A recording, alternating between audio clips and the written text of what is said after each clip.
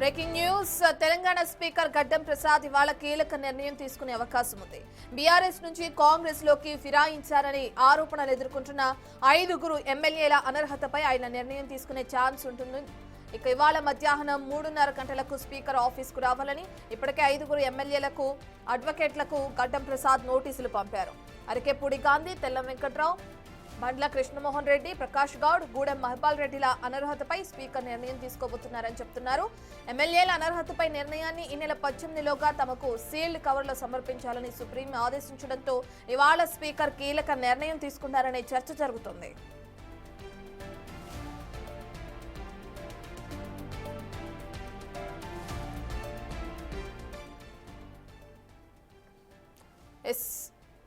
మనం చూస్తున్నాం. తెలంగాణ స్పీకర్ గడ్డం ప్రసాద్ ఇవాళ కీలక నిర్ణయం తీసుకునే అవకాశం కనిపిస్తుంది. పార్టీ ఫిరాయించిన ఎమ్మెల్యేలకు సంబంధించి వాళ్ళ అనర్హతపై ఆయన నిర్ణయం తీసుకునే అవకాశం కనిపిస్తుంది. ఇవాళ మధ్యాహ్నం 3:30 గంటలకు స్పీకర్ ఆఫీస్కి రావాలని ఇప్పటికే ఆయా ఎమ్మెల్యేలకు అలాగే వాళ్ళ అడ్వకేట్లకు నోటీసులు కూడా పంపించడం జరిగింది.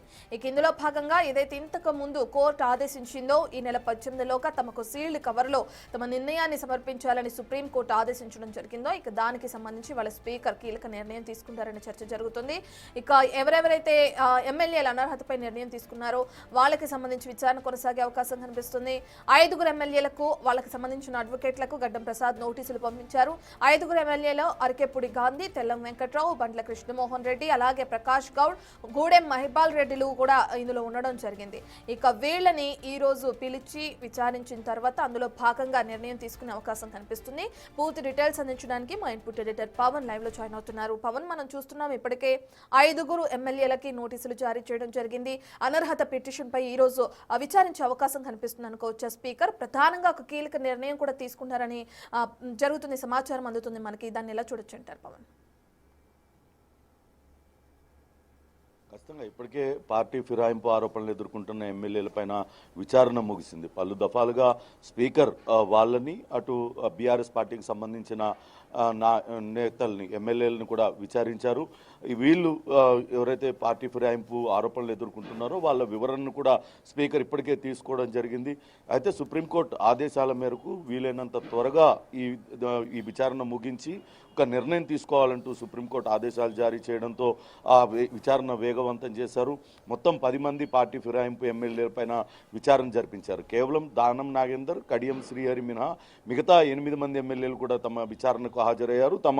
తాము బీఆర్ఎస్లోనే కొనసాగుతున్నామంటూ వాళ్ళు తమ వివరణ ఇచ్చారు. అలానే వాళ్ళు పార్టీ మారారంటూ దానికి సంబంధించిన ఆధారాలను కూడా అటు బీఆర్ఎస్ ఎమ్మెల్యేలు అటు స్పీకర్ కార్యాలయానికి అందజేశారు. ఈరోజు ప్రధానంగా 5గురు ఎమ్మెల్యేలకు సంబంధించి విచారణ పూర్తయింది. వాళ్ళ మీద ఒక నిర్ణయం తీసుకునే అవకాశం కనపడుతుంది.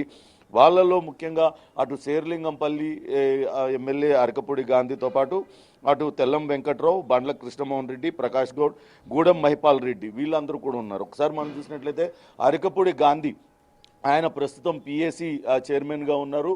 ఆయన చాలా స్పష్టంగా ఆయన చెప్పారు, వాస్తవానికి ఎప్పుడైనా సరే అధికారంలో ఉన్న పార్టీ ప్రతిపక్షంలో ఉన్న నాయకుడికే పిఎస్సి కమిటీ అధ్యక్షుడిగా పిఎస్సి చైర్మన్గా బాధ్యతలు అప్పచెప్తుంది. అందులో భాగంగానే తనకు అప్పచెప్పారు. తాను ఎక్కడ కూడా కాంగ్రెస్ పార్టీలో చేరలేదు, కేవలం ముఖ్యమంత్రిని మర్యాదపూర్వకంగానే కలిశానంటూ ఆయన వివరణ ఇచ్చారు.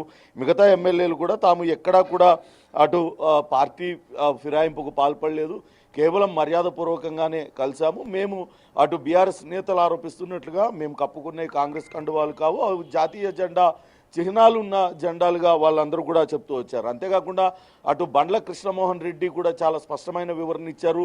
ఆయన కొంతమంది పైన కేసు కూడా నమోదు చేశారు. తన ప్రమేయం లేకుండా తన ఫోటోను అటు కాంగ్రెస్ సంబంధించిన పోస్టర్లలో వేస్తున్నారంటూ కొంతమంది వ్యక్తులపైన ఆయన ఫిర్యాదు చేశారు. ఇక తనకు నెలవారీ వచ్చే జీతం నుంచి అటు పార్టీ ఫండ్ కింద కొంత అమౌంట్ కట్ అవుతున్న విషయాన్ని కూడా ఈ ఎమ్మెల్యేలందరూ కూడా అటు స్పీకర్కి అటు ఆధారాలన్నింటినీ కూడా అందజేశారు. ఇక వీళ్ళకు సంబంధించి అటు అటు వివేక్తో పాటు కల్వకుంట్ల సంజయ్ వీళ్ళకు ఆపోజిట్గా విచారణకు హాజరయ్యారు.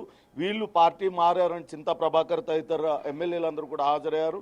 వీళ్ళు పార్టీ మారారు, ముఖ్యమంత్రితో కలిసి వేదికను పంచుకున్నాయి, లేకుంటే కాంగ్రెస్ కార్యకలాపాల్లో పాల్గొంటున్నారంటూ కొంతవరకు ఆధారాలు అందించడానికి ప్రయత్నించారు. ఇరుపక్షాల వాదనలు విన్న స్పీకర్ ఆ నిర్ణయాన్ని అయితే రిజర్వ్లో పెట్టారు. ఈరోజు తొలి విడతలో 5 ఎమ్మెల్యేలకు సంబంధించి నిర్ణయం అయితే వెలువడించనున్నారు. అయితే ఈ నిర్ణయం పైనే అటు అన్ని పక్షాలలో కూడా కొంత ఉత్కంఠ నెలకొనుంది. ఒకవేళ అనర్హత వేటు పడుతుందా, లేకుంటే వీళ్ళిచ్చిన ఆధారంగా వాళ్ళ అనర్హత వేటు ఉండదా అనే దానిపైనే ప్రస్తుతం అయితే ఉత్కంఠ కొనసాగుతుంది. ఈరోజు మధ్యాహ్నం 3:30 గంటల సమయంలో దీనిపైన ఒక తీర్పు వెలువడే అవకాశం ఉంటుంది. రత్న. ఎస్ పవన్, 18 సీల్డ్ కవర్లో తమకి సమర్పించాలి అంటూ కూడా కోర్టు ఆదేశించడం మనం చూస్తున్నాం. 18 అంటే రేపే, అంటే రేపటి వరకు కోర్టు నిర్ణయం కూడా తెలిసే అవకాశం ఉంటుంది అనుకోవచ్చా? అయితే బీఆర్ఎస్ కి సంబంధించి నేతలు ఎవరైనా స్పందిస్తున్నారా? ఎందుకంటే స్పీకర్ కీలక నిర్ణయం తీసుకొని ఉన్నారు కదా, దానికి సంబంధించి. ఖచ్చితంగా సుప్రీంకోర్టు కొన్ని కీలక వ్యాఖ్యలు చేసింది. స్పీకర్ అనర్హత విచారణ చేపట్టడంలో జాప్యం చేస్తున్నారంటూ అటు బీఆర్ఎస్ ఎమ్మెల్యేలు అటు కోర్టు నోటీసుకు తీసుకెళ్లడం, దాంతో కోర్టు కొంత గడువు విధించింది. 18వ తారీఖున డెడ్ లైన్గా పెట్టింది. రేపటి లోపల దీనిపైన విచారణ ముగించాలంటూ కోరింది. అయితే స్పీకర్ కార్యాలయం కొంత గడువు కోరింది. ఇప్పటికే విచారణ జరుగుతూ ఉంది, విచారణ దశలోనే ఉంది. ఆధారాలన్నింటినీ కూడా సమర్పించారు. ఇరుపక్షాల వాదనలు వినాలి కాబట్టి కొంత గడువు కావాలంటూ కోరారు. కానీ ఇప్పుడు ఈరోజు 5 ఎమ్మెల్యేల పైన నిర్ణయం వెలువడించడం ద్వారా అటు కోర్టుకు కూడా సమాధానం చెప్పే అవకాశం ఉంటుంది. ఎటువంటి విచారణ జరిపాము, ఎందుకు వాళ్ళపైన ఇటువంటి నిర్ణయం తీసుకొచ్చింది, ఒకవేళ అనర్హత వేటు వేస్తే ఎందుకు అనర్హత వేటు వేయాల్సి వచ్చింది, ఒకవేళ వేటు వేయకపోతే ఎందుకు వేటు వేయలేదు, దానికి సంబంధించి ఇరుపక్షాలు సమర్పించిన ఆధారాలను కూడా కోర్టుకు తీసుకెళ్లి కోర్టులో సమర్పించే అవకాశం ఉంటుంది. ఇప్పటిదాకానైతే అటు ఎమ్మెల్యేలందరూ కూడా తాము ఎక్కడా కూడా పార్టీ ఫిరాయింపుకు పాల్పడలేదు, తమకు నెలవారీ అటు ఎమ్మెల్యేగా ఏదైతే జీతాన్ని అందుకుంటున్నామో ఆ జీతం నుంచి పార్టీ ఫండ్గా కట్ అవుతున్న 5,000 రూపాయలు కట్ అవుతున్నాయంటూ దానికి సంబంధించిన రిసిప్ట్లు కూడా పెట్టారు. ఇక అరకపూడి గాంధీ లాంటి వాళ్ళైతే ప్రతిపక్ష నాయకుడికే పిఎస్సి చైర్మన్గా ఇచ్చే సాంప్రదాయం కొనసాగుతూ ఉన్నది కాబట్టి తనకి ఇచ్చారు తప్పితే అందులో ఎటువంటి ఇది లేదంటూ కూడా ఆయన కూడా దానికి సంబంధించిన ఆధారాలు గత కొన్నేళ్లుగా సభ జరుగుతున్న సమయంలో గత కొన్నేళ్లుగా ప్రభుత్వాలు ఏర్పడినప్పుడు ఎవరిని ప్రతిపక్ష నేతల్ని పిఎస్సి చైర్మన్గా ఎన్నుకున్నారు, వాటికి సంబంధించిన వివరాలన్నింటినీ కూడా సమర్పించారు. దాంతో ఇప్పుడు స్పీకర్ ఏ నిర్ణయం తీసుకుంటారనే దానిపైన అయితే ఉత్కంఠ నెలకొనుంది. అలానే రేపు కోర్టుకు అటు స్పీకర్ కార్యాలయం ఏమేమి జాబితా సమర్పిస్తుందనే దానిపైన కూడా కొంత ఆసక్తి నెలకొన్న పరిస్థితి అయితే ఉంది. రత్న. పవన్, ప్రధానంగా మనం చూసుకుంటే ఎవరైతే ఎమ్మెల్యేలు ఉన్నారో ఒకవేళ వాళ్ళపైన అనర్హత వేటు పడితే తర్వాత ఎటువంటి పరిణామాలు చోటు చేసుకుంటాయి అనుకోవచ్చు? ఒకవేళ అనర్హత వేటు పడినట్లయితే ఎమ్మెల్యేలందరూ కూడా అక్కడ తిరిగి ఆయా నియోజకవర్గాలలో మరోమారు ఉప ఎన్నిక అనివార్యమవుతుంది. కానీ ఇప్పటిదాకా చూస్తున్న పరిస్థితులను మనం గమనించినట్లయితే కేవలం అటు దానం నాగేందర్ మాత్రమే కొంత ఇబ్బందికర పరిస్థితులు ఉన్నాయి. ఎందుకంటే ఆయన ఎమ్మెల్యేగా గెలిచిన తర్వాత పార్టీ మారారు, కానీ ఆయన అక్కడ ఆ పార్టీ బీఫామ్ మీద గెలిచి బీఆర్ఎస్ బీఫామ్ మీద గెలిచి తర్వాత సికింద్రాబాద్ ఎంపీగా కాంగ్రెస్ పార్టీ నుంచి కంటెస్ట్ చేసిన నేపథ్యంలో అది గట్టి ఆధారాలుగా బీఆర్ఎస్ పార్టీ చూపిస్తుంది. అందుకే అటు దానం నాగేందర్కి ఒక్కడికే కొంత ఇబ్బందికర పరిస్థితి ఉంది.